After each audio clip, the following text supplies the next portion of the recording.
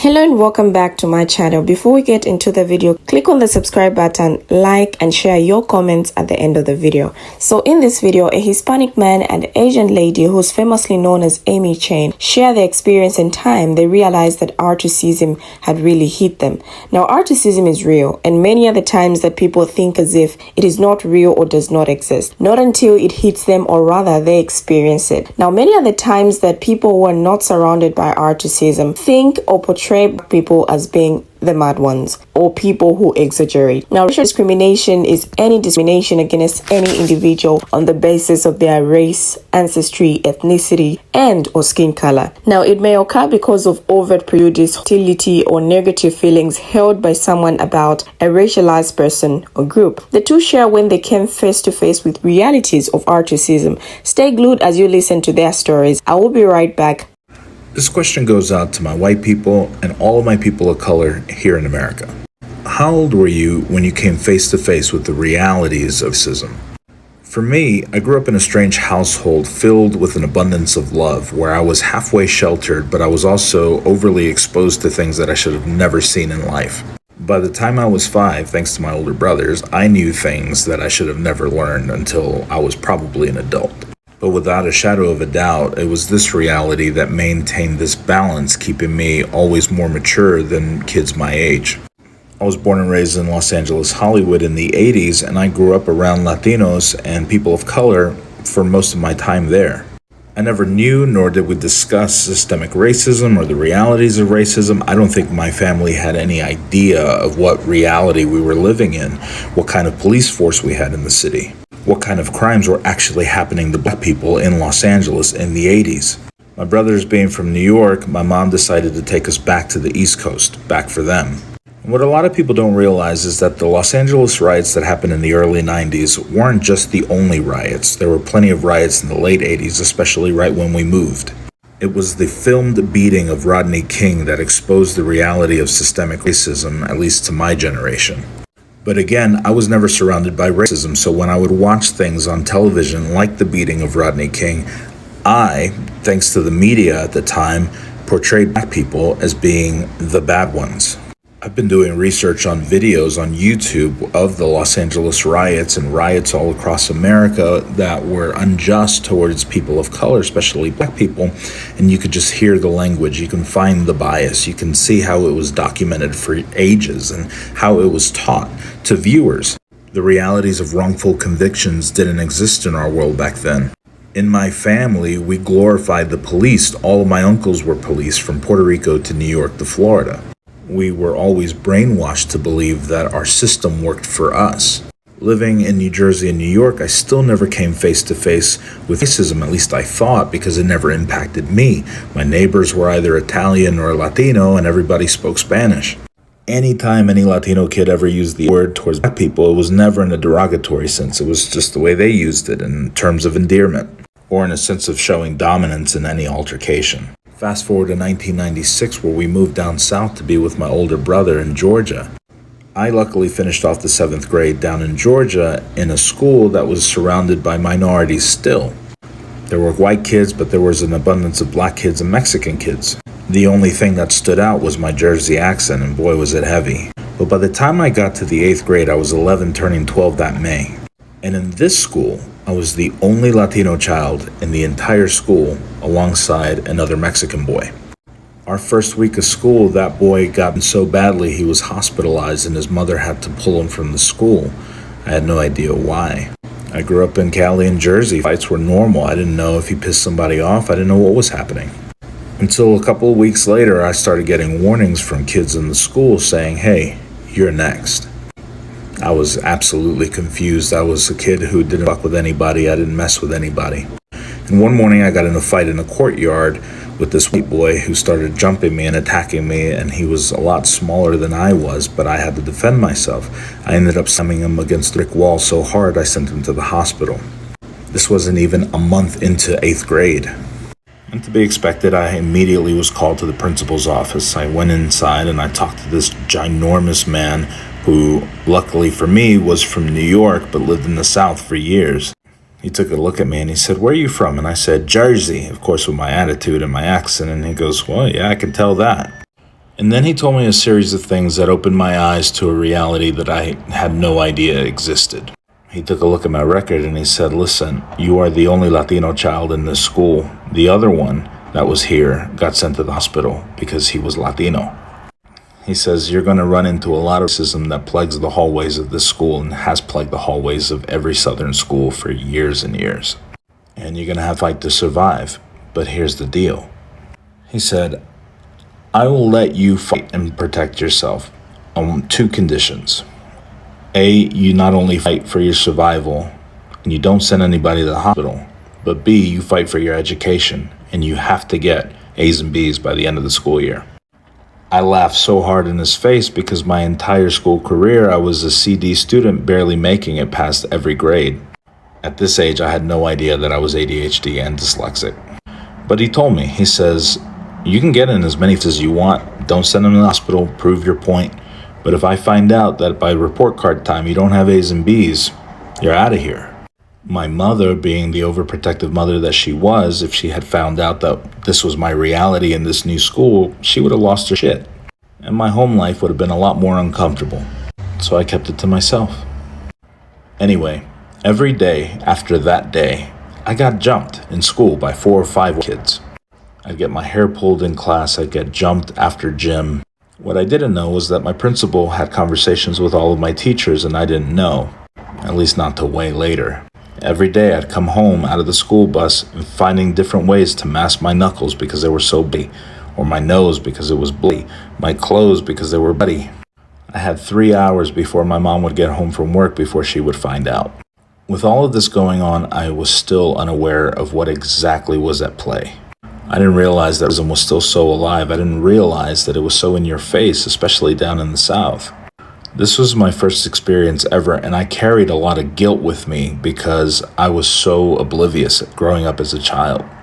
I told the story to one of my mentors one day, and he told me not to have guilt because this was my opportunity to develop a lot of empathy, not only for myself, but to understand that we all live in bubbles. Some people have bubbles bigger than others, but they're all bubbles. And we don't really know the realities that we all go through, each and every one of us. We don't understand our upbringings. We don't understand where we missed the mark. We don't understand where others missed the mark. But it is in this learning that we have a responsibility to open our eyes, to grow, to mature, and be a society that works collectively to understand that not everybody grew up the same way. None of this is a reason to excuse anyone's ignorance. This is simply a reminder that we are all ignorant, that we were all brought up in the same time periods, confused, given different information, painted different pictures. And now we know better. And we're getting to know better. If my educating individuals who are willing to listen absolutely makes a change in their life, then I will forever continue down this path. How old were you when you came face to face with the realities of I came face to face with the realities of racism on two very different fronts at a pretty young age. The first is that my family was living in Southeast Michigan, and I was just shy of 4 years old when Vincent Chin was in Detroit by disgruntled auto workers who thought that he was Japanese and were scapegoating Japanese for the decline of the Detroit auto industry. And it's not just that it was being reported on in the local news and my parents were understandably concerned, it's that my family was also experiencing firsthand racial discrimination and scapegoating of Asians for manufacturing jobs going overseas that had led to Vincent Chin's death. So for a number of years, we would randomly experience having our windows egged, our tires slashed, people would yell slurs at us, we would get things thrown at our car, we experienced denial of service, and pretty much during the entire Reagan years, we had a protocol when on road trips where we would try not to stop anywhere unfamiliar, but if we had to, my mom would wait in the car with my brother and I with the doors locked and the engine running while my dad would go in to scope out whether a place was safe. And on multiple occasions, it was not. And where it really hit home for me was, I think I was about 5 years old and I was out walking with my parents and somebody yelled "damn" word at us. And at that age, it made sense to me to yell back, "We're not Japanese." And my dad immediately took me aside and told me to never do that again because people who would discriminate against and scapegoat Japanese for things that they don't have any control over would do the same thing to Chinese or any other Asians. And I am not kidding. As soon as we got home, I even got the demonstration about how one chopstick alone breaks easily, but how the whole bunch cannot be broken, and that this is why Asians need to stick together. The most harrowing thing that happened when I was 7 years old is we came home one day and there was a message left on our answering machine that was targeting me by name. And I did not understand at that time that clearly bigots were just going through the phone book looking for Asian last names. They had called our number, and our outgoing answering machine message said all of our names. So they didn't know whether I was 7 or 17. It just made it clear that as the daughter of the family, I would be an easy target, and they were threatening SA. And at that age, I think that I didn't even understand a lot of what they were threatening. I just knew that from the tone of their voice and some of what I understood that it was inappropriate and it was scary. And I remember covering my ears and just shutting my eyes and crying and eventually hiding in my room. Now, unfortunately, my parents didn't know how to deal with this, so they dealt with it by really not dealing with it. They erased the message. They changed our outgoing message so it no longer said all of our names, and I think that we even became unlisted in the phone book for a number of years.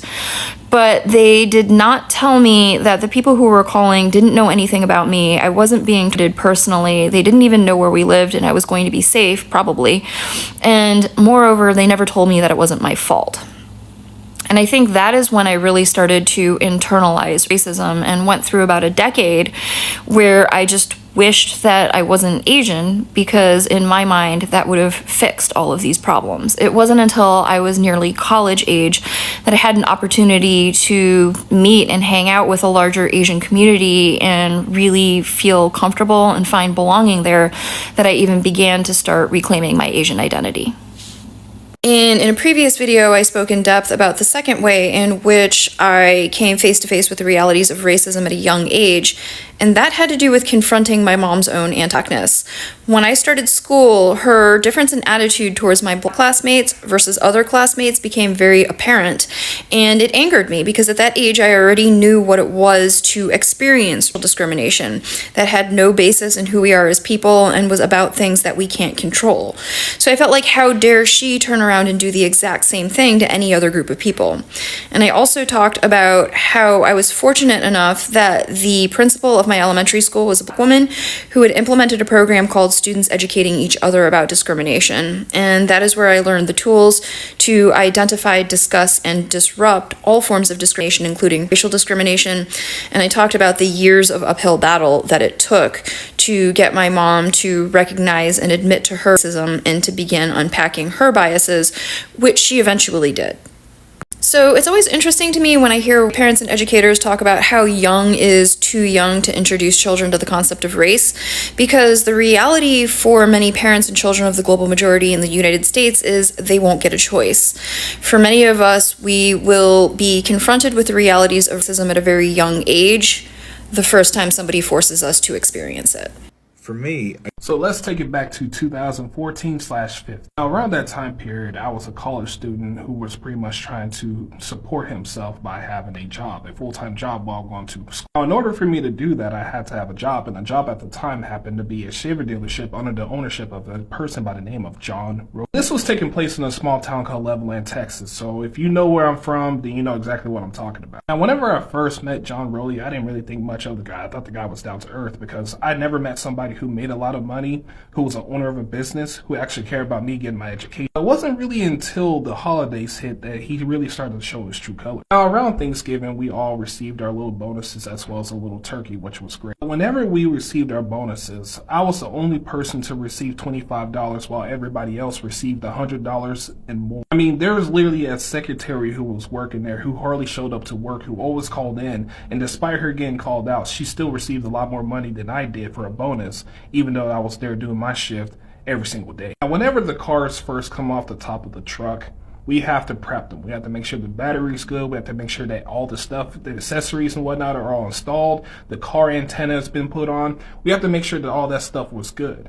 And every time you finish one, you get paid an additional $10 for doing so, but you have to be an apprentice in order to make that kind of money. Whenever I put in my application to become that said apprentice, I was denied. I was doing at least 10 cars a day, so that's $100 additional that could possibly help me with gas or food whenever I was living inside college. But this next part is what really confirmed it for me that I was really dealing with discrimination inside of racism. Now, there was this other person who started working there who I would not remain because I definitely have a lot of respect for this person. But this person happened to be a felon who happened to know the owner of this Chevy dealership through his own father. Now, my whole entire life, I've been told that if you ever get locked up in prison, it'll be hard for you to find a job, let alone keep a job. I'm a college student who showed up to work every single day. I never really missed a day unless I really had to miss that set. I was going to school full time as well as working a job full time, and I was there every single day again. But for some weird reason, right, all the people who was making the sales to the cars and whatnot all got together and collectively agreed to let me go while keeping that person who was a felon. And again, I have nothing against that guy. He was a great guy. May his soul rest in peace. But never in my life would I think that a person who actually kept their nose clean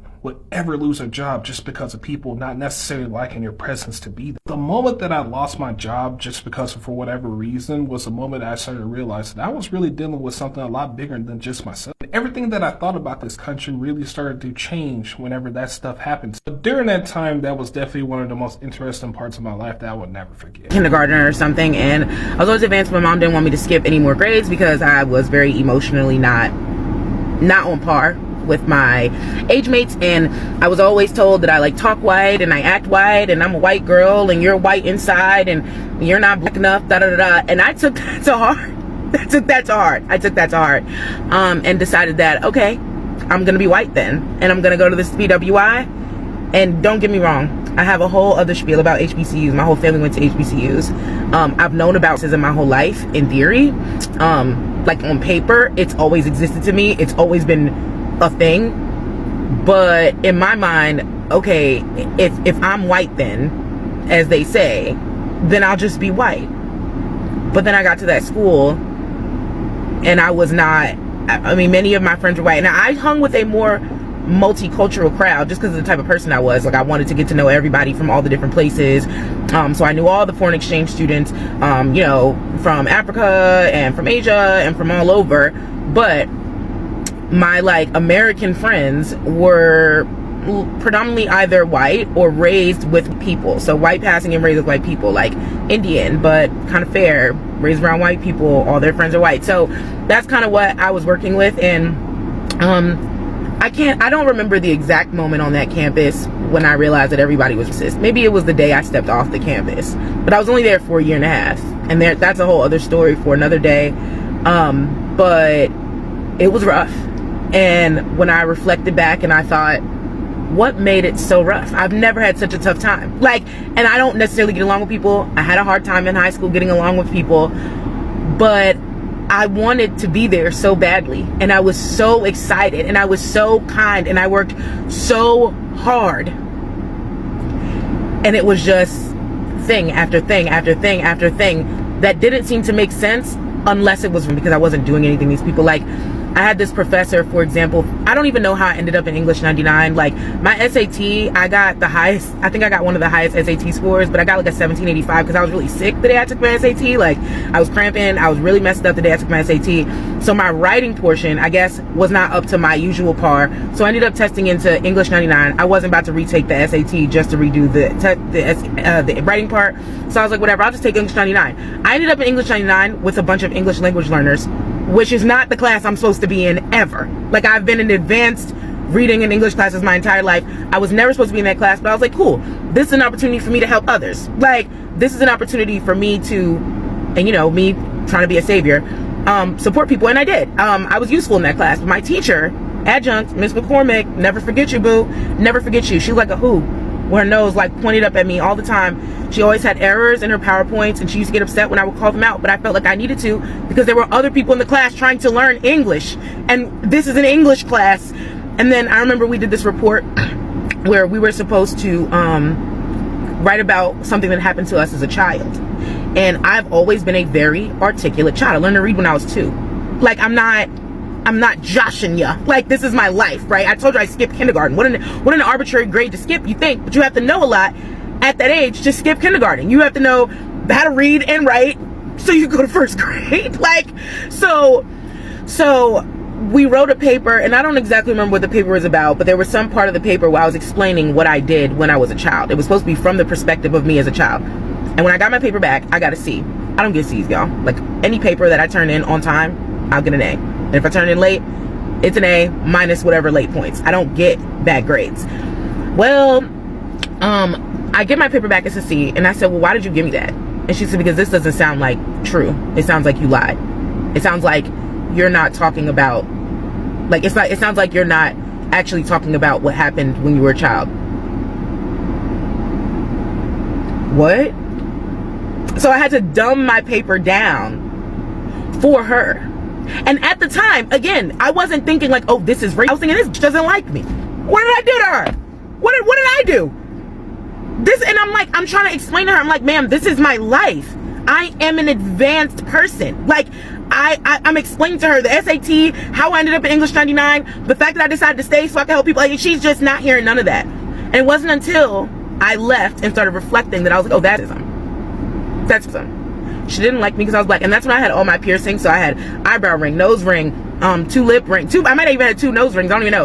I didn't have a tattoo on my face yet, but like, and I had an afro. Like, I wore my fro at school. Like, that's where I was at that time. And I didn't feel overtly like plagued with them. But when I reflect, a lot of my experiences had a lot of very overtones that I just didn't understand because I wanted racism to have been over because they told me I'm white. I had quite a few situations, but a memorable one that stood out to me, I think I was about 20 to 21 years old. So it was me, the homie Bino, the homie Jesse, and his cousin who was visiting from Mexico, who we called Primo. And we were hanging out outside of Bino's house in the alley in Jesse's car. It was probably like around midnight. It just had been the new year and we were just kicking it, catching up, right? And then like 30 minutes into us just being in the car chilling, like a helicopter pulls up. There's like 2 patrol cars in the front, and then there's other 2-3 patrol cars in the back, and then they start flashing the lights, and all you hear is put your hands outside the window. And we're just like, oh damn, like what's happening? So then we put our hands outside the window, right? So then and a cop goes to Jesse, who's in the driver's seat. I'm behind him, and there's a cop at my window. Chino's to my right, and there's a cop at his window. And then Primo has shotgun seat, and there's a cop at his window. And they're asking us questions, right, in English. And then Primo didn't speak English, he only spoke Spanish. So then the cop was asking him for his name, and Primo was like, oh, like, I don't speak English. And the cop was like, stop lying to me. And then we had guns pointed at us, and we were just all like in shock, and I'm kind of just like frozen. And then I overhear the conversation between Primo and the officer that he's with. And then the officer switches to Spanish, and he was like, no me mientas o te voy a matar, with a gun pointed straight to Primo's face. They put us in like the backseat of the cars, and then while they sort everything out, right? And it turns out that someone had made a call that there was people in the alley with guns and masks, in which we had neither. So my awakening of the realities happened in 2 stages. The first one was like the foundation that I needed in order for the second to make sense. So the first one, I was 8.5, almost 9 years old when 9/11 happened. I grew up in a liberal household where my mother practiced witchcraft, my father was a Church of Christ preacher, and my aunt was exploring Buddhism. I had a bunch of different lifestyles and religions that were being taught to me. And so I already had an open mind towards different belief systems. And after 9/11 happened, I went to school, because this was about 2 years before I was homeschooled. But I went into school, and my classmates said that Muslims had attacked us. I was raised in the South, and this was like the consensus across the board. And that's what I kept hearing. And so I went home and I asked my mother, what's a Muslim? And she told me it's a belief system that is predominantly held in the Middle East. Cool. That was enough for my 9-year-old mind. But I still didn't fully understand why, like, a belief system, why someone would attack us because of belief system. And I was in the South, and all I really had to ask were the people around me, and the people around me were like, well, they believe this or they believe that, and blah, blah, blah, blah, blah. It wasn't really broken down for me what was going on because I was too young. But this is when I really started questioning what people were telling me in blanket statements. And then fast forward 10, 11 years later, I'm 19 working at a restaurant as a host. It's 6 p.m. in July. And a server walks up to me and says, "It's getting dark in here." And that's when it all clicked. Now, articism is not always conscious, explicit, or readily visible. Often it is systemic and structural. Systemic and structural articism are forms of articism that are pervasively and deeply embedded in systems, laws, written or unwritten policies, and entrenched practices and beliefs that produce, condone, and perpetuate widespread unfair treatment and oppression of people of color or people, with adverse health consequences. Examples include residential segregation, unfair lending practices, and other barriers to home ownership, and accumulating wealth, schools, dependence on local property, taxes, environmental justice, bias policing, and sentencing of men and boys of color or black people, and voter suppression policies. Now, when most people think about articism, they probably think of slurs, hate crimes, or other overtly artistic actions. There are, however, other less obvious yet ultimately even more destructive forms of articism. Structural and systemic articism are often invisible, at least to those who are not its victims. Structural and systemic articism damage health and provides illustrative examples.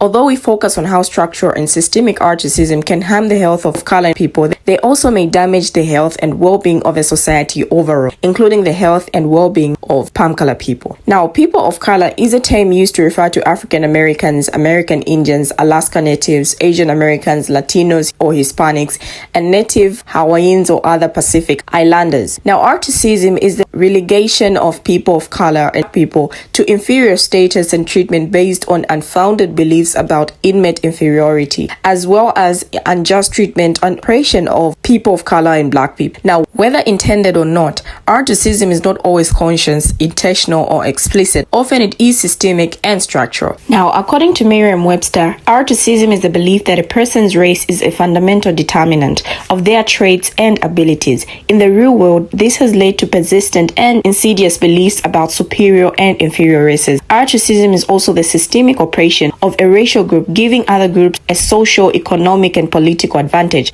Both definitions matter. Many experts believe articist beliefs were developed to justify self-interest and greed. For almost 400 years, European investors enslaved people transatlantic slave trade to support the massive tobacco, sugar, and cotton industries in the Americas. Slavery was cheaper than indentured servitude, so slavery was a business decision, not a reflection of hatred or bigotry. Now, articism has become so inherent in our system that it has become normalized. There are racial borders in our healthcare system, our education system, our financial systems, and our criminal justice system. I found an article where someone shared their experience, and this is their story. I attend a predominantly palm color college. I live in a predominantly palm color neighborhood.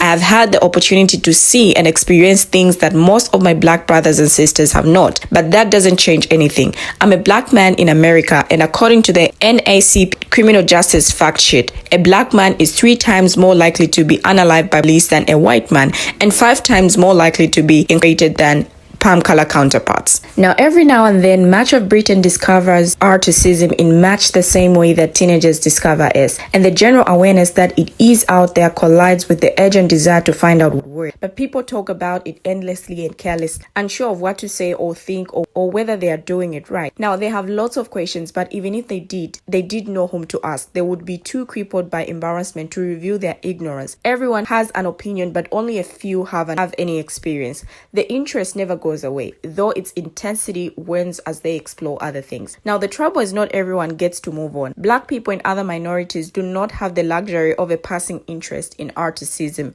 It is their lived reality. A YouGov poll of Black, Asian, and minority ethnic Britons surveyed over the past 2 weeks reveals the extent to which Jew discrimination is embedded in society. 2/3 of Black Britons have had a slur directly used against them or had people make assumptions about their behavior based on their race. 3/4 have been asked where they are really from. This writer said, when I once told a man I was born in Hitch and he asked, well, where were you from before then? More than half say their career development has been affected because of their race, or that they've had people make assumptions about their skills based on their race. About 70% believe the Metropolitan Police is institutionally racist, and the proportion of people who have been racially used in the workplace, half is almost the same proportion as those who have been used in the street. Now, little wonder then that 2/3 of people polled think there is still a great deal of articism nowadays. This is not a substantial difference from the 3/4 who say they think there was a great deal around 30 years ago. As the public gaze shifts from the Black Lives Matter protests, these experiences will endure. They may be tempered by greater sensitivity, but heightened consciousness alone would not fix what ails us. Now, the roots are too deep, the institutions too inflexible, the opportunism too prevalent, and cynicism too ingrained to trust the changes we need to goodwill and greater understanding alone. Now, concrete demands to exist. All Black Lives UK, for example, has called for scrapping of Section 60, which gives the police the right to stop and search, and the abolition of the Met Policies